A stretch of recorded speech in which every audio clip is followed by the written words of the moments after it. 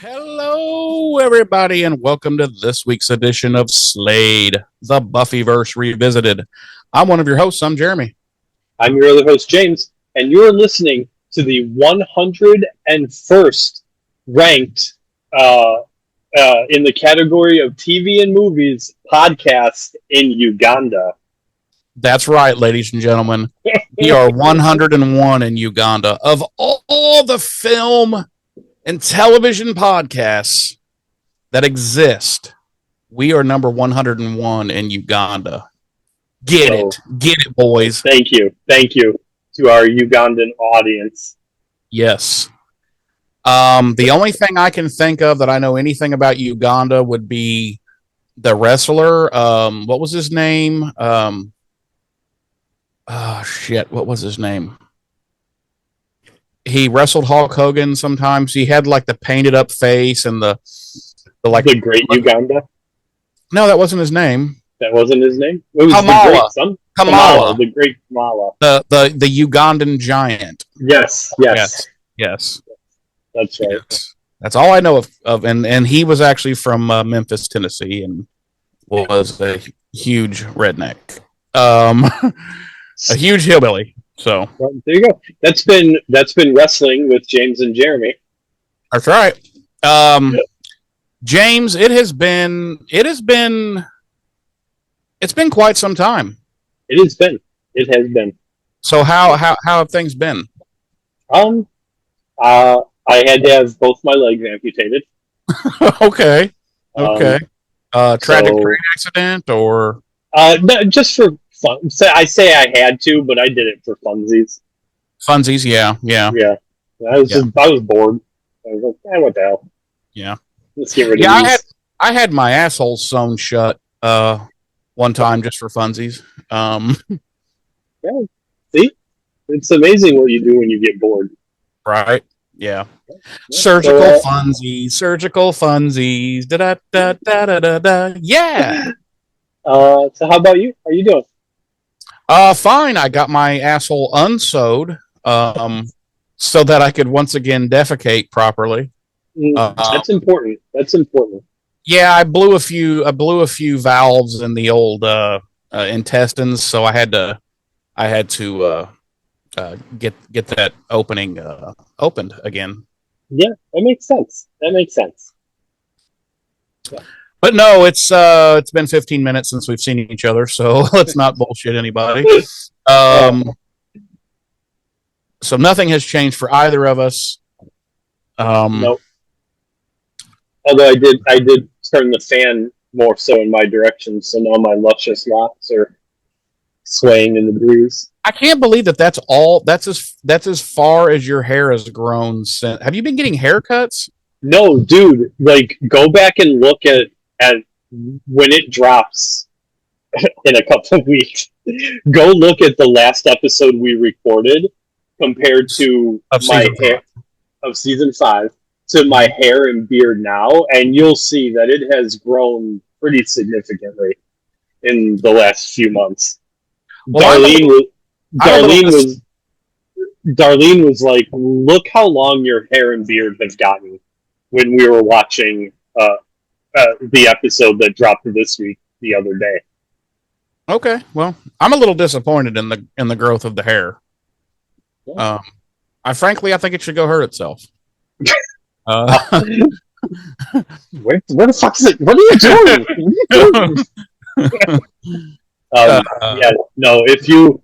When it drops, if you go look, or even now, go look at one of the most recent episodes from season 5, and you'll see just how much it has grown, the hair and the beard. Are you revisiting your youth and doing the long hair thing again? I haven't decided yet. The beard, is probably. I mean, I guess now since you broke the illusion, I can just go ahead and shave it anytime I want. Since I did what?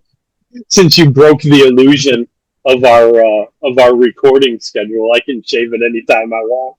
Yeah, exactly. Because we can just tell people, "Hey, we're still losers, and we record a whole bunch of shit in 1 month, and then we take a bunch of months off." Right. So it does nothing matters. Mm-mm. Nothing really matters. Nothing really matters to me. Yeah, yeah. Okay, James. Mama, Just kill I would would like you? to make a bit of a not an announcement, but like I want to tell our viewers something if you don't mind before we get Sure. started. Um if you're out there listening right now and you enjoy music and you enjoy covers and you enjoy original stuff and what have you, I I invite you to go to two different websites that I'm involved in heavily. One would be echosaints.com. That's one word. There you will find my two-man band with my cousin, where we do many covers. We also do originals, and we also do what we call Echo Sanctified covers, which are covers of popular music that we put our own little spin on. So I invite you to go there and check that out. We are currently working on our first original album. I think we have, well, I don't remember now off the top of my head. I think we have 5 or 6 songs up for that album already. I believe maybe 7. I can't remember. So there's that. And then also to hear my solo stuff, which is all just original things. I've just completed my first album called Ashes of a Boy. It is there. I am 3 songs into my second album called The Hypocrite Hit List. And then I've got some random, excuse me, singles on there as well that don't really belong to any album. And that would be at jeremy.net. And it's JEREMEY.net. But I would invite you to go there to these two websites and listen to the magic of music. And that's all. That's all I wanted to say. Okay. Okay, James, take it from there. No, why don't you sizzle us up? Or go ahead, whatever. That's fine. Just do whatever. Oh, I forgot to even mention. I mean, we got right into blabbing. I forgot to mention that this week we will be gangbanging our way into season 6, episode 2, bargaining part 2. Yes, that is right. As just stated, we will be gangbanging our way into Buffy the Vampire Slayer season 6, episode 2, bargaining part 2, the 102nd episode of the series overall, written by David Fury and directed by David Grossman. Our original broadcast date was October 2nd, 2001 on the now defunct UPN network. It aired the same night as last week's episode, bargaining part 2. So our Nielsen ratings actually remain the same from last week. The 2 episodes together for that 2-hour block pulled in a 4.3 rating, ranking them 78th out of the 135 primetime shows airing that week, and number 2 out of the 9 primetime shows airing on UPN for that week. My episode synopsis this week reads, it's actually the exact same synopsis as last week. The gang resolves to bring the Slayer back from the dead, and they're hindered by a marauding band of demons, and a grief-stricken Giles contemplates leaving Sunnydale. Not accurate. Mine reads, as the Hellions continue to ravage Sunnydale, a feral Buffy claws her way out of her own grave and must come to the aid of her ridiculous, stupid friends. Sorry, I added those two adjectives. Yours is better. Yours is better because mine got lumped together as one long episode. And I would also note that there is no cold open this week. There is no cold open. That's right. Which is odd. Right. Our regular cast, as always, includes Sarah Michelle Gellar as Buffy, Nicholas Brendan as Xander, Emma Caulfield as Anya, Michelle Trachtenberg as Dawn, James Marsters as Spike, and Allison Hannigan as Willow. Our guest stars include Amber Benson as Tara, Frank Ross as Razor, Joff Mead as Mag, and Mike Griff as Clyde. And we open as Xander is carrying a weakened Willow off toward the magic box, and where Tara and Anya are going to meet them, and they can try and get a hold of Spike and Dawn. Meanwhile, the Buffy bot has been taken possession of by the Hellions, the demon motorcycle biker gang, and is getting pretty badly damaged. And at the same time, we see Buffy clawing her way out of her grave. Do you want to pick it up from there, or would you like me to keep going? No, that's fine. I just wanted to say, again, she's in a wooden casket, buried under at least 1,000 pounds of dirt. But this wooden casket has not collapsed and crushed her. I hate everything about this. Just wanted to say it. Just wanted to get it out there. I won't harp on it. I just hate it. So Xander and Willow stop. Because they're working their way through the woods, attempting to find, their way back to town / the magic shop. And Willow wants to try the resurrection spell again, and Xander has to break the news to her that the fleshlight of Osiris has been broken. And she's like, oh, fuck. And he's like, well, we'll just get another one. And she's like, there are no other ones. That was the last one. That was it. And she even used buy it now, Xander, so she can't even get her money back. And he was like, well, we'll just tape it back together, put some glue, it'll be fine. And she's like, no, dum-dum. It has now been defiled and will never work again. And he's like, well, we didn't really like Buffy that much, did we? I mean, come on.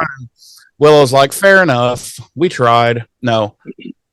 The realization finally comes to Willow that Buffy's gone forever.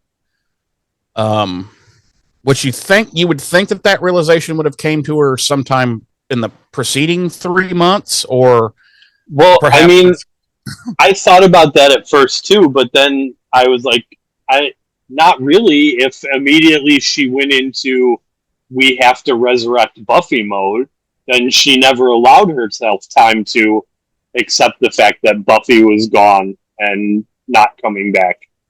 So she lied to herself, basically. Yeah. And so it's her own fault, and I think she should hurt herself. So it finally hits her, and she cries. And Willow's like, or Xander's like, oh, sack up. We got shit to do here. I don't have time to wipe your little fucking lesbian tears. God. And then he becomes a fucking bigot out of nowhere. And she's like, I don't want to know you. And he's like, tough. Because it's me or the highway, bitch. And she goes to the highway. And he's like, fuck. That didn't work out. He's like, oh, well. And then he has the audacity, once she's on the highway and has managed to hitch a ride back to Sunnydale, he's like, hey, can I get a ride too? And she's like, no, you suddenly became a racist, misogynistic, homophobic bigot on me. I'm not going to let you get a ride too.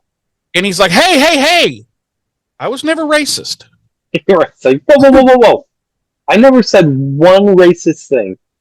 And she's like, fair enough, get in. That's fair. Go ahead, get in. But you sit in the back. You sit in the back with the fucking sheep.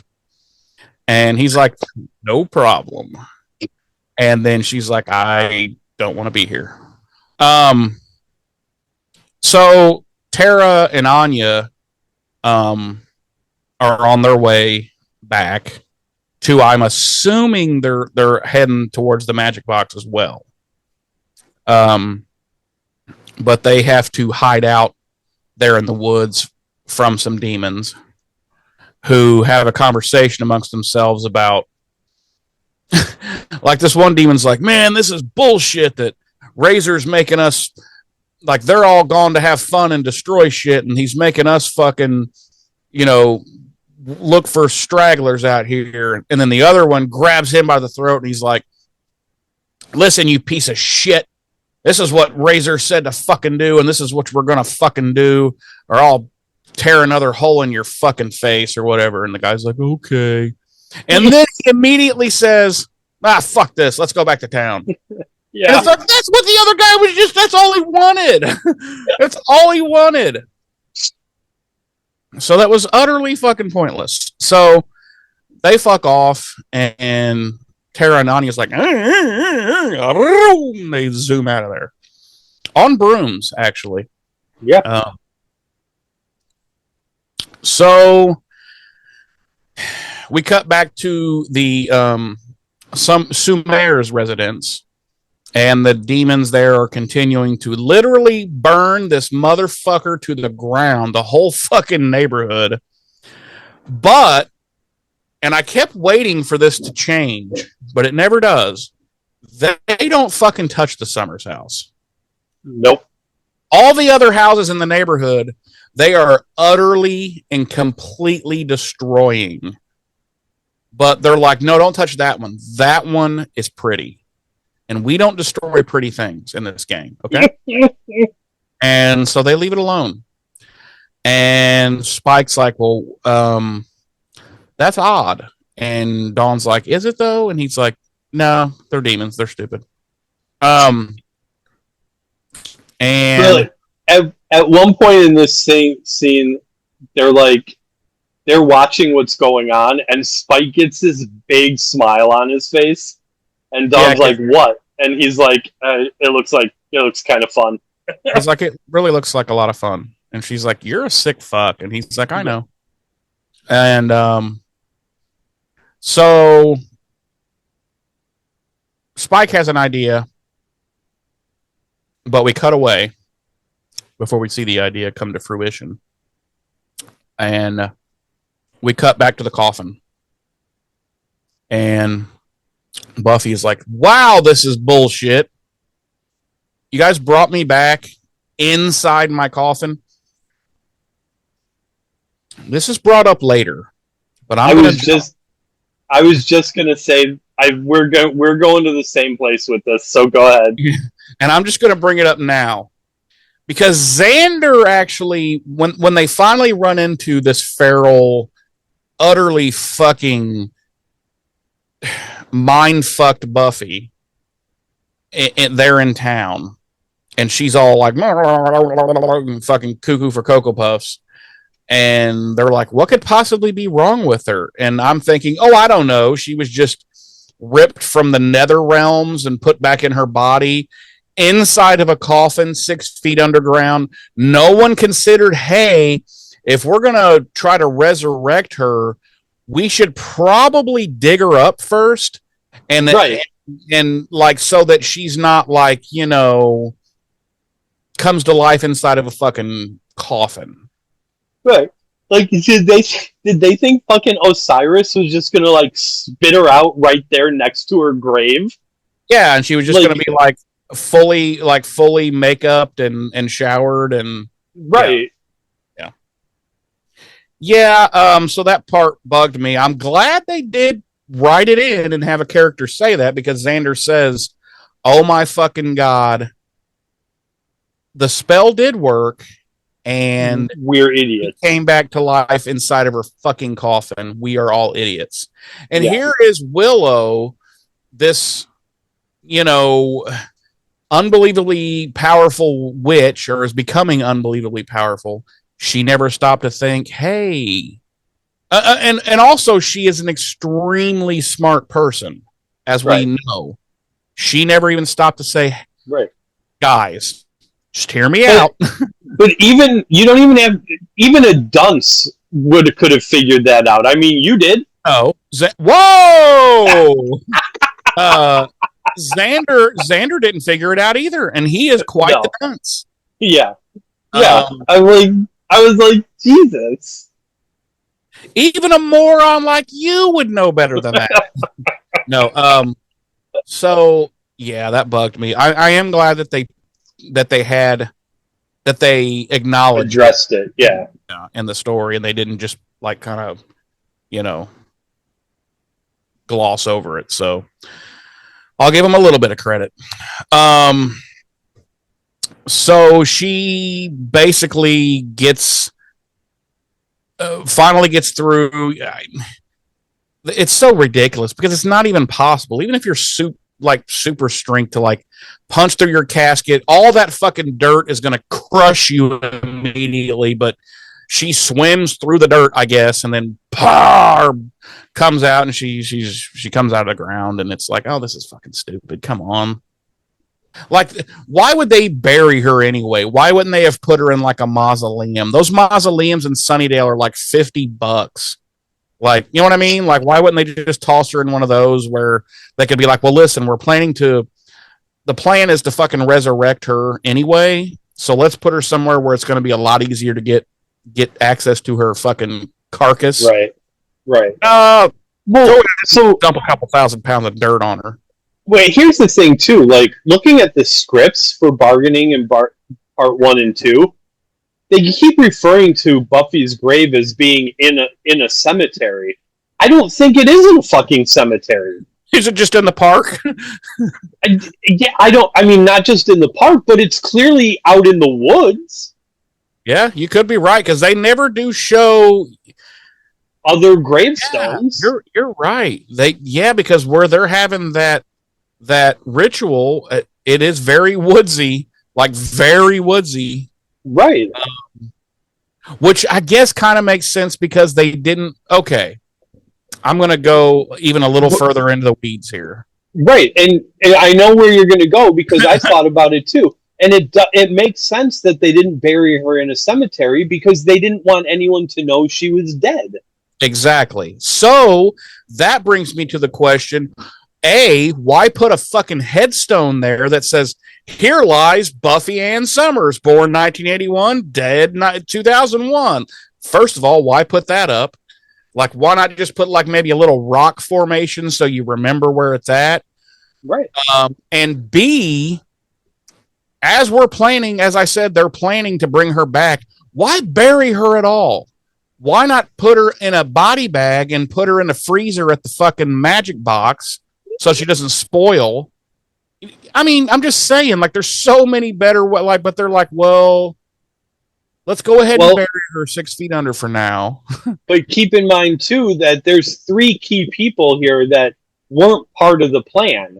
So they had to, so presumably the other 4 had to keep up appearances. You know what I'm saying? And this is so irrelevant, so I'm definitely bringing it up. So when we see her get out of her grave and she's walking around town while everything's burning and shit, she is in a horrible outfit. This long, horrible black death dress with these stupid like 80s flats on, and I'm like, who dressed her for her fucking funeral? When Darlene and I were watching it, I was like, that is the most un-Buffy outfit they could have possibly buried her in. And there were like, I guess like Willow and Tara and Anya and Dawn would have been responsible for, choosing her clothing and putting her in the clothes and all, but I'm like, who was it that said, hey guys, let's make sure we bury her in the most ridiculous clothing we can find. Let's get one of Mom's old fucking dresses and put her in that. I'm sure that's how she would love to lay for all eternity. Right. So anyway, Irrelevant, but I had to bring it up. Where did I leave off, my friend? So she gets out of her grave and she's walking through the streets of Sunnydale, and the camera keeps cutting to where it's like her point of view, and like her eyes are all blurry and shit, and like her hearing is like fucked up where everything's muffled, and I'm like, is it though? Like, what's with that? That's kind of weird. But she's walking through Sunnydale, looking at everything that's just within like a 2 hour to 3 hour period of time. These motherfuckers have turned this place into like fucking Barter Town from fucking Mad Max, and it's like, damn, who run Barter Town? Master.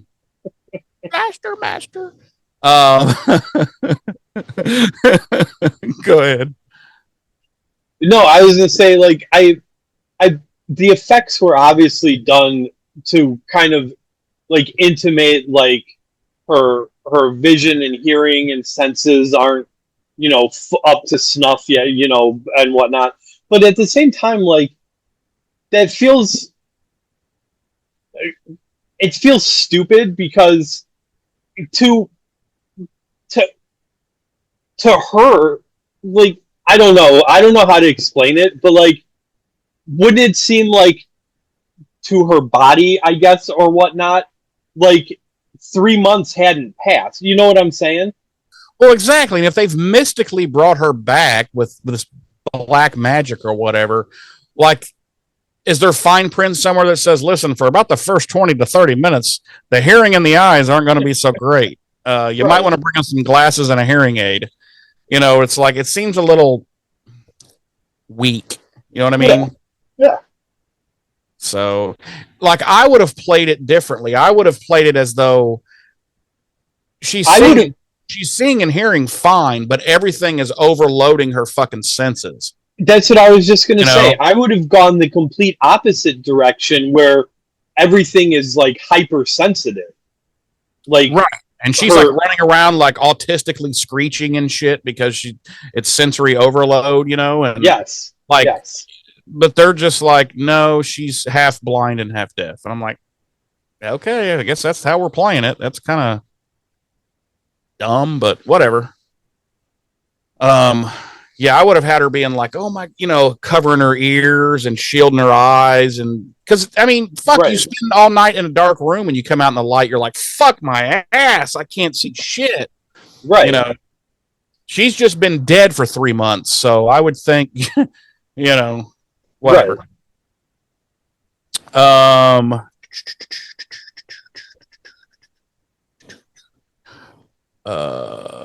Yeah, so she's yeah, she sees all that.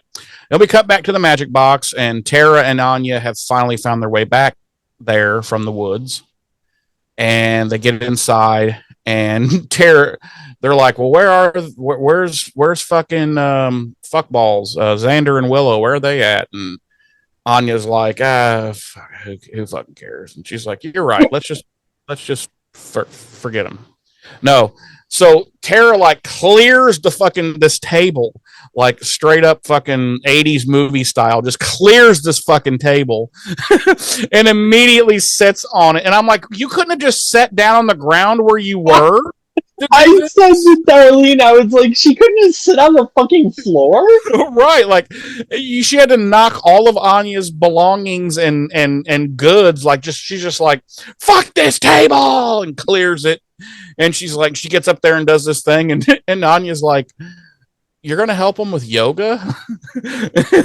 There's this funny exchange leading up to this where they look out the front of the magic box windows and they see the Hellions destroying all the other stores, and then at this point, like, Anya's extremely worried about Xander, and she's like, he could be hurt, like yelling, calling out my name, and Tara's trying to get her attention, and while Anya's talking, Tara's going, Anya, Anya, Anya. And Anya's like, he could be out there screaming or calling my name. And then Tara's like, Anya. And Anya goes, yes, like that.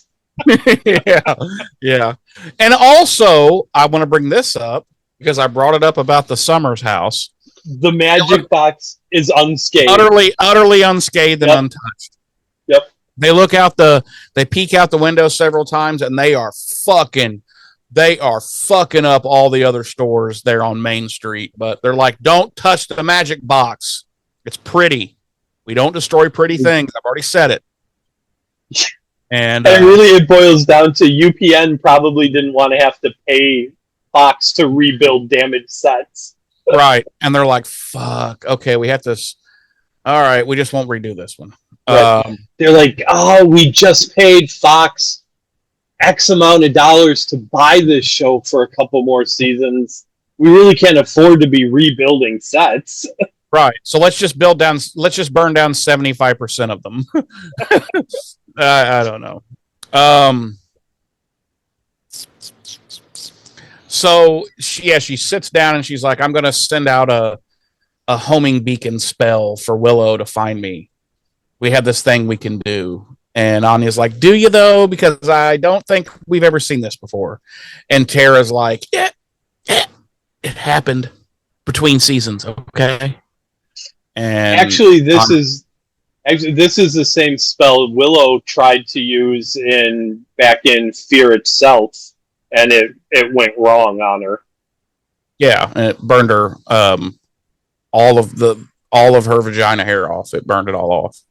I know. And I think we might be remembering different things. No, yeah, okay, yeah, okay. I think so. Yeah. All right. So then we cut back to Willow and Xander in the woods, and Xander's a fucking moron, dude. He's been leading her fucked up Willow through the woods for an hour. And he's like, these woods aren't even this big. Like, how is it even possible that we haven't come out of these woods yet? I've been following the North Star. And she's like, that's not the North Star. That's a fucking airplane. And he's like, actually, it's a blimp. And she's like, fuck. So she leans against a tree and she's like, why? Why do I know this guy? and then they see this light coming towards them. And of course, Xander's all like, oh, this must be bad. And stay behind me. I'll take care of this. And this tiny little fucking looks like a lightning bug flies up to him, and he's trying to swat at it, and he's all scared of it and shit. And it takes Willow 3.5 hours, but she's like, it's Tara. It's Tara. And it's funny you say it takes Willow 3.5 hours, because we were watching it and Willow keeps trying to spit it out, and at one point Darlene was like, Jesus, just say it, Willow.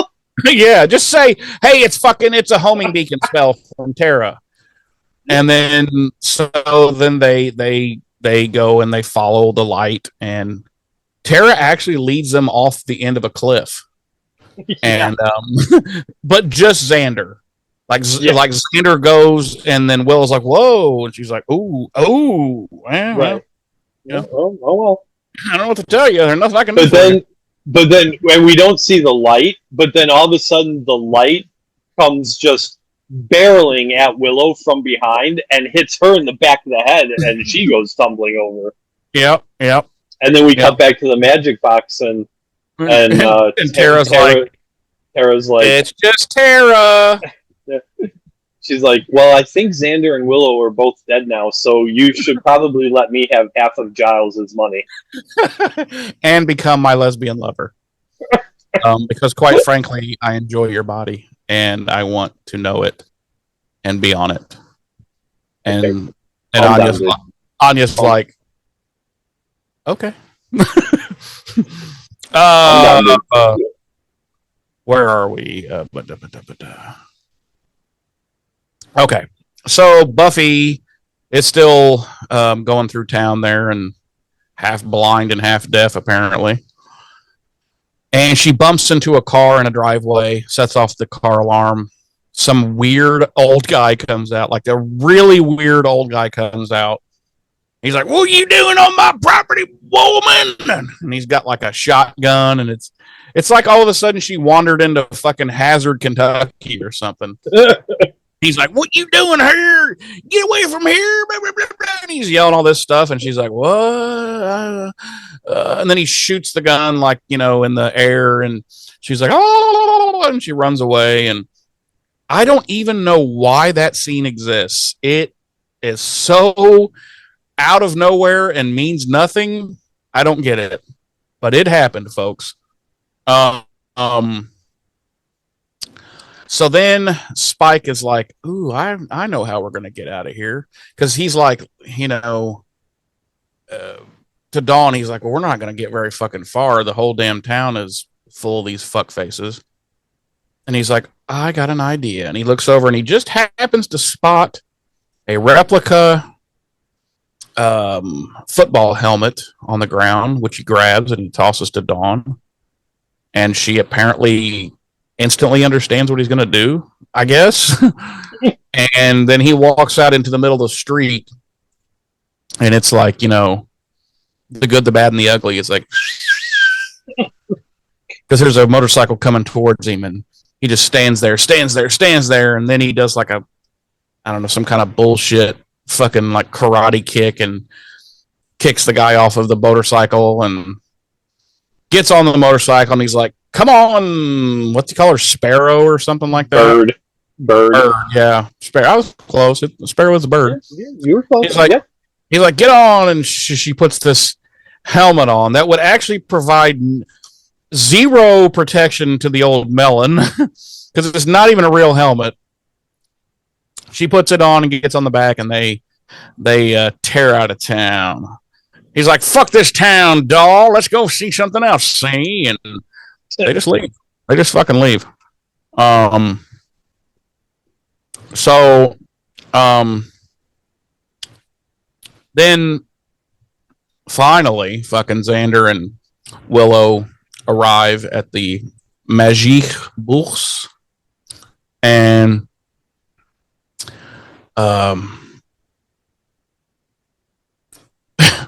is it Will? Let me think. Yeah, it's Willow.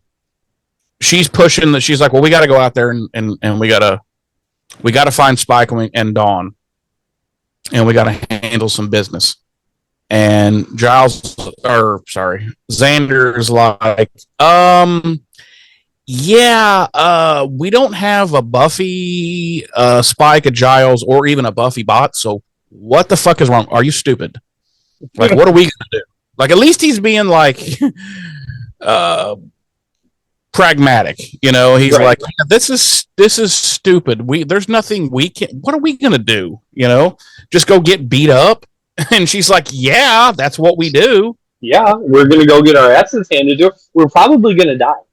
Yeah, she's like, "Listen, tonight is probably the last night for any of us to breathe. So fucking get used to it, bitch boy." And they're just like, "Well, okay. He's probably right. I guess we'll just go fucking do that." And then we cut back to Buffy, who has stumbled upon a gang of, I think there's 4 or 5 demons there, including Razor. And he's like, "Well, okay, boys, we're going to do some real bad demon stuff." And he pulls out a gun. He opens the chamber and he puts 1 bullet inside. And he holds the gun up and he shoots it into the air. And we see 4 motorcycles go 4 different directions. And Buffy's watching and she goes, "No!" Because she sees the Buffy bot, which I guess she thinks is her. I don't fucking know. And they rip the fucking Buffy bot into, 5 different pieces or whatever. And they're all like, "What?" And they all turn around and they see her and she's like, "Oops." And then she runs. And they don't chase her. No. So they rip the Buffy bot apart and they see Buffy and they kind of all turn and look at her. And but she does run off and they go after her. And we cut to the Scooby Gang and they're armed to the fucking teeth. Like Xander has a battle axe big enough for fucking Gimli, and I'm like, can he even swing that? Like realistically, can he even swing that? No. Yeah, I'm thinking no. Sorry, we got some serious thunder. So if I blip out, you'll know. I'll just finish it by myself. Right, you don't really need me. I didn't notice. Okay, so he's got that big ass axe. Does anybody else even have any weapons? I didn't really notice. Somebody has like a stick or something, or like a. No, I don't think they do. Now that you mention it, They're going in. They're raw dogging it. They're raw dogging it. Yeah, like Xander's the only one with the sense to like. He's like, well, I'm useless and stupid, but hey, I'm gonna arm myself at least. Give myself a chance. The rest of them are just like, nah, fuck it. Nah. Dawn or Willow's like, I'm just going to take my positive attitude, and so there they go. So we cut back to, or I'm sorry, they're making their way through the alleys. There, heading towards somewhere. They never say like, okay, we're going to go from here, we're going to go to there, and we're going to. Oh no, they did. They're trying to make their way to the Summers house to see if Spike and Dawn are there. Okay, fair enough. I just missed that. So, they get down towards the end of the alley, and something drops down off the fence above, in front of them in the dark, and stands up, and they're like, what? And it's feral Buffy.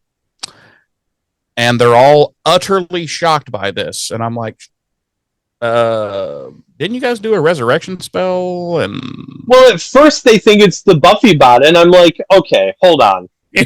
Like B or A, like, hey, whoa, we're going right to B. We're going right to B. Pissed off. I'm that pissed off. I'm like, A, do any of you remember like dressing the Buffy bot like she's in Buffy's funeral attire? Clothes? Right. I'm like, so yeah, like A, do any of you remember dressing like changing the Buffy bot's clothes? B, wouldn't they recognize that that's fucking what they dressed Buffy in for when they buried her? And also the fact that if this was the Buffy bot, it would be running its mouth non-fucking stop. Well, like immediately, and it's not. But this Buffy hasn't said nothing. Just looked at him like, what the fuck? And she fucks all the way off, like immediately. And they go after her, and I'm like, that's wise. Chase the all-powerful murder machine, who's clearly off her rocker right now. Chase after her. That should end well. And that's when Xander realizes, oh, the spell did work. And she came back to life in her coffin because none of us stopped to think about that being a possibility.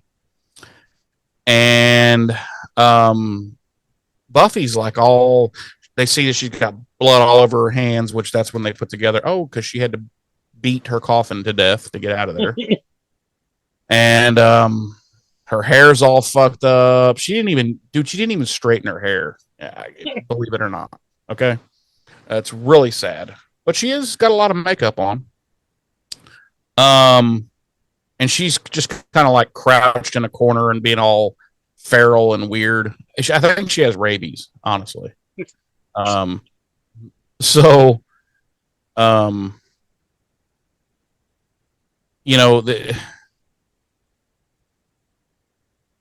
around that time, like they're trying to figure out like what to do, what to say. They're all trying to like get through to her. Anya's like, "Oh, I got it," and she gets down there and she's like, "Buffy, so Xander and I have an announcement to make." Yeah. Xander like grabs her and he's like, "What the fuck?" And she's like, "I'm just trying to help." And yeah, so they're trying different things, talking to her, blah, blah, blah. And then they hear the big bad Razor behind them, and they all turn around, and it's Razor and a handful of his goons. And they have this really long, I mean, it's not actually long, but it seems really this really long back and forth verbally. First with Xander and Razor, and then with Willow and Razor, and this is what I was talking about, like in bargaining part 1, when he makes that like real skeevy comment about the Buffy bot, like, oh, you're just a pretty little toy, and we're gonna use you. Like here, like after he after he like smacked Xander away like a fucking fly, and then like he tosses Willow away. He says something like, well, like, we're not going to kill you right away. We're going to have some fun first. But, you know, some of my boys, they don't match up anatomically with little girls. So they're going to tear you up, is what he said. Yeah, so who wants to go first? And I'm like, what? Why are we doing this? Like, and what the fuck? Xander's like, I do. And Xander's hand immediately is in the air. Yeah. He's like, ooh, me. And Razor's like, okay. And but yeah, I was like, why? Like, what? Why do we need this? Like, why does he have to be a sexual predator? Yeah. Like, we know he's a bad guy. Like, why do we need this? Yeah, like why does he have to be a registered sex offender? Why can't he just be evil? Okay, here's one. Why not? Why couldn't they be like not cannibals, but they love to eat human flesh and be like, oh yes, we've caught you. Now we're gonna cook you and we're gonna eat you. You know, but no, they're like, hey, in the writers' room, they were like, dude, I've got it. He is a registered sex offender. And even his group of goons are all like when he's saying things like this, they're all looking at him like, man, he's really skeeving me out, Tom. Why did we make him leader again? Yeah, like why is he leader? I mean, I know he's bigger than all of us and everything and strong, but like, guys, like he's gonna get us all fucking arrested. Like, this is so fucked up. We are all going to have to be on that registry. You know how hard it's going to be to find a nice house in the suburbs? And remember, it's for life, and we're fucking immortal. So, fuck. You know? No, I'm totally with you. Like, why did they decide to go fucking sexual pervert route with unless Joss sorry. Right. So we cut to Dawn and Spike on the motorcycle, and what's going on, James? They find the remains of the Buffy bot, and Spike's like Dawn slowly approaching it, and Spike's like, you know, it's just a robot, and he goes off to like collect the pieces, I guess, and Dawn kneels down next to the Buffy bot, and it turns its head, and it's like, you're my sister, Dawn, and then it starts rambling about she's like, where did I go? And then it's like, not this me, the other me. I was here, but then I wasn't. I wonder where I went. And then the Buffy bot like dies, and somehow Dawn manages to piece together that this must mean Buffy is back, and takes off running. God only knows where. Yeah. And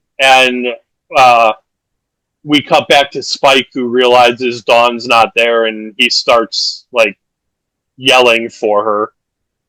Quick question, James. I don't mean to interrupt you, but before we get off the topic,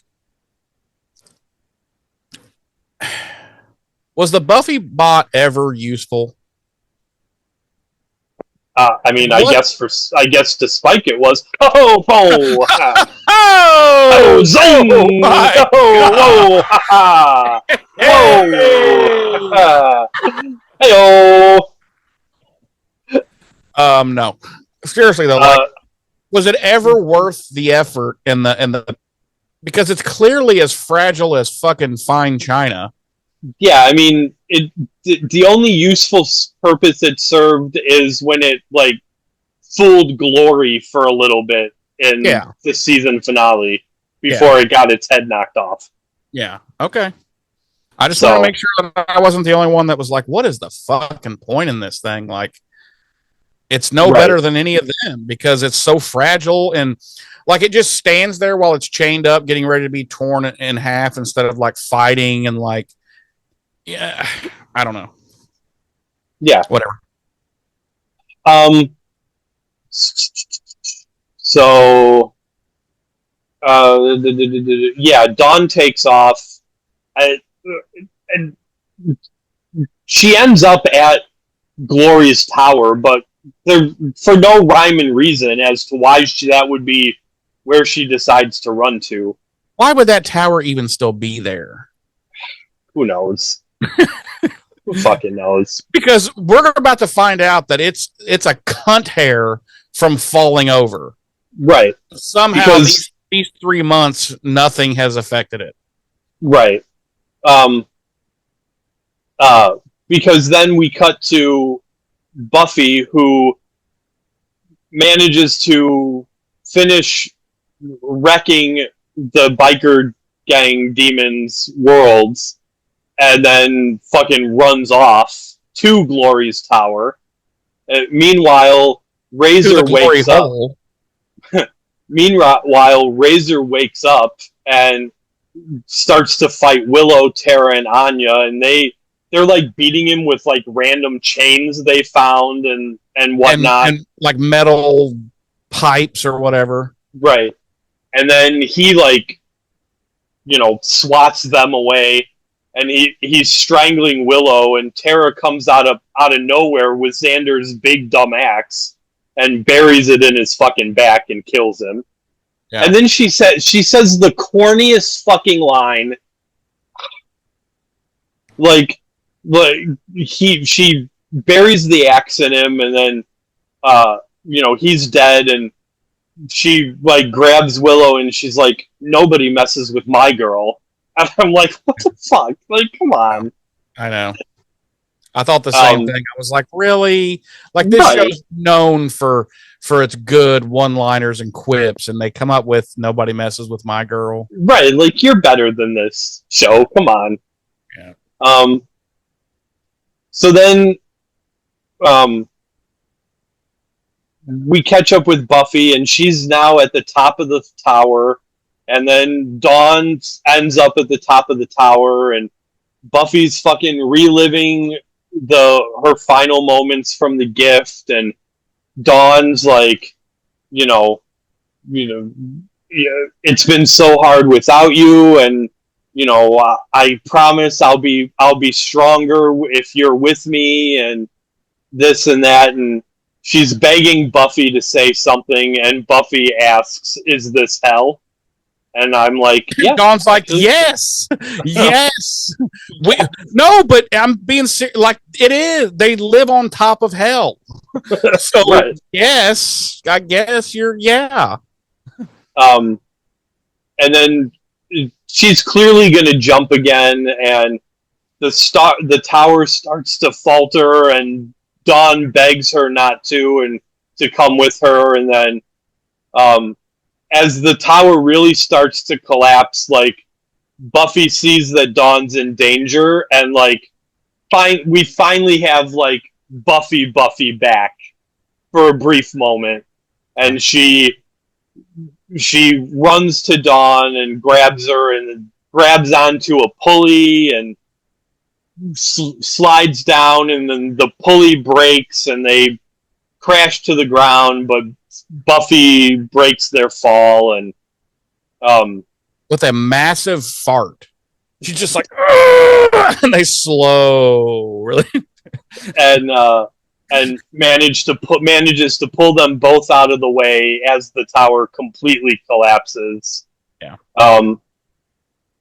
And then Dawn's hugging Buffy and she's like, "You're home. You're home. It's really you, and you're home." And we see that Buffy's just got this incredible, I don't care, like nothing's going on here face. And that's the end of the episode. It is. It was. I even looking at the actual time, it was a short episode. It was only, I believe, 36 minutes total runtime, which is like, I feel like that's about 8 minutes shorter than normal. And I was like, wow, okay. They clearly wanted to get the fuck out of this story. Which I don't blame them, because it is the drizzling shits. Quick question, James. Sure. Was she straight up about to kill herself? Oh yeah. Like had Dawn not shown up, she was definitely offing herself. Yeah, she would have definitely unalived herself. Okay, so she would have, according to the Christians, immediately cast herself into hell. Yeah. Yeah. Wow. Okay. I've gone back and forth over the years, from when this episode first came out, always being like, was she really going to off herself? Was she just trying to kind of come to terms with it, or even like remember like what exactly happened? What's pulled me to this tower? Was it here? Was that, oh, that's where, oh. Or like, was she just straight up being like, no, this sucks, I'm taking a gainer off this bitch? And yeah, no, I'm fully convinced she was prepared to jump. Okay. All right. Fair enough. Jeremy, would you like to play sir? everyone's favorite game, Body Count? Okay. 12. So close. 11. Damn. I knew it was a lot. I knew it was a lot. Nice job. Yeah, we've got 10 Hellions, including Razor, and the Buffy bot. Jeremy. Oh wait, no. So our music this week, Christoph Beck with Sacrifice, and Thomas Wenker with our original score. Why do I giggle at that poor guy's name? Like, so little fun fact: this was originally conceived as a self-contained episode, as opposed to being part of the two-part season premiere. But it was such a great story, they needed to break it into 2 parts so they could really flesh out the heart of it, And this episode is the first episode since the series premiere to not feature Anthony Stewart Head as Giles. Wow. So that's why that was one of the reasons it sucked so much fucking ass. Probably. I'm like being dead serious. Yeah. Jeremy, why don't you tell me and our lovely audience, on our sliding scale of 1 to 5, how many skeevy demons do you give this episode? I'm going to do something I don't think I've ever done this before, James. I'm giving it a 0. Okay. Like, that is how fucking stupid. Like, this episode didn't need to exist. Like, okay. Sorry. At the end of part 1, that should have just been an episode. And then we should have just gone to like episode number 2 and forgotten the mind fuck that happened in episode 1. You know what I'm saying? Like, there's nothing there was just nothing important in this episode, and everything that was in this episode was literary diarrhea. It was like the writer or writers had explosive diarrhea inside of a fucking truck stop somewhere, and then didn't tell anybody and was just like, fuck, Oh, get the fuck out of here. Get out of here. We gotta And like go. I'm talking like to the point where it's on the walls. It's fucking everywhere. And they even left their fucking diarrhea stained underwear behind. This is the one of the worst. I've always said for me, the worst episode ever in this show was the pack for me. Either the pack, well, yeah, no, it's the pack. It's the pack. It's the pack. And this episode is so it's not as like bad as the pack, but it's fucking dumb and doesn't even need to exist. And the quote bad guys are horrible. That goes back to the first part of this episode. Everything is stupid. Everything that happens in this episode that isn't like the funny little one-liners or little jokes or gags is stupid. Like whoever wrote this episode should be shot with a dull bullet. And well, if you'd been paying attention at the beginning, you'd know it was David Fury. Oh, I never pay attention when you're yakking at the beginning. David Fury should be beaten with large machinery, and left to bleed in the moonlight because this episode is a fucking joke. It really is. It's like they didn't even try. Like they were just like, okay, well, we got to wrap this fucking turd up. So let's just get there as fast as we can and pretend like we all deserve our paychecks, which we do not. Yeah, I don't really know what else I can say about it, but I don't think I've ever given anything a 0. I could be wrong, but this is a fucking 0. It's when it was over, I was like, I want that 36 minutes and 12 seconds back of my life because this was like being told on loop that you have terminal cancer. That's what it was. And so, yeah. James. Yes. On our sliding scale of 1 to 5, tell me and our listeners, give us your final thoughts, and also tell us how many drizzling diarrhea farts do you give this episode? I give this episode 1 drizzling diarrhea fart. And the only reason the only reason I'm giving it 1 diarrhea drizzle fart is because we needed something to wrap up the demon biker gang destroying Sunnydale storyline that never got wrapped up. My only point is it was so bad. The first, like, they should have just said, fuck this. We're just going to pretend it was a fever dream, and we're going to start the next episode and not even mention that shit. Not even address it. Yeah. But yeah, that's literally the only reason it gets a 1 is because we needed something to wrap up that story. Since they didn't do a self-contained season premiere. But yeah, this episode is not a good indication of where we're headed. And not a good hello.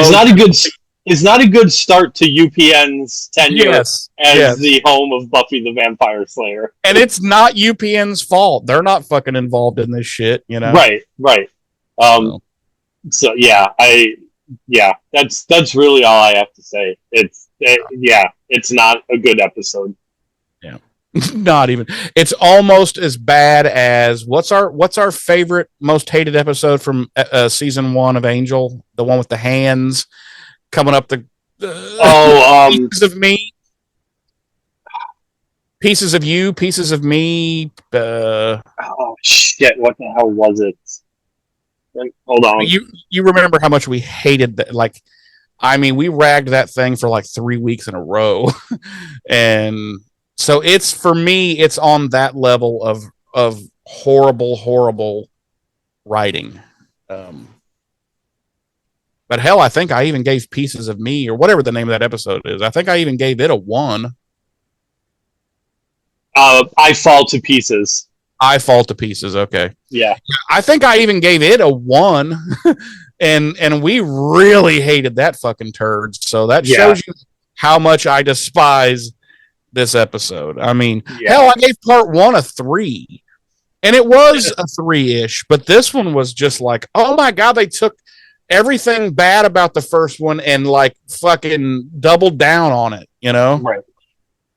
Bargaining part 1 would have been probably a 4 if it had just been bargaining and they wrapped up everything by the end of that episode. Yeah, like they got her popped out, she kills all the Hellions and the rest of them scatter, and then that's it, and we don't have to do any of the rest of the stuff that happens in part 2. Because everything else oh geez. Well, I'm not gonna harp on it, but man. Yeah.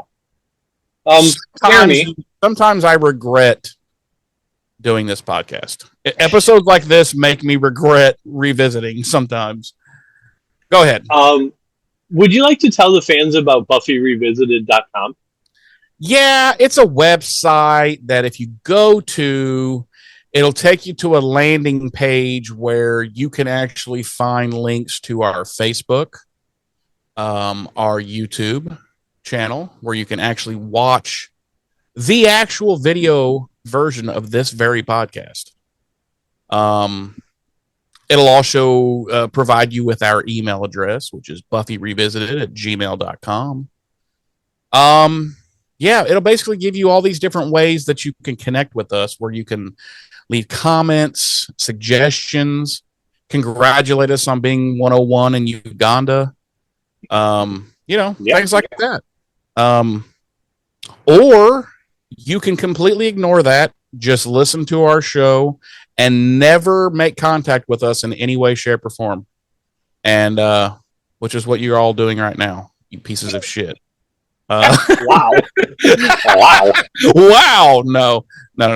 But yeah, it just links you to all of our different ways. You know, Facebook's really our only social media thing, because we just don't like social media. Let's just be honest. And we got to have some kind of representation. Right. Facebook is, believe it or not, I feel like Facebook is the lesser evil of all the evil, and it's still grotesquely evil, but I feel like it's the least grotesquely evil of all the social media platforms. Yeah, definitely. I'm in agreement with that. So anyway, that's what Buffy Revisited.com will do for you. James. Yes. You got any closing thoughts? Anyone you would like to cuss out? Anything like that? No.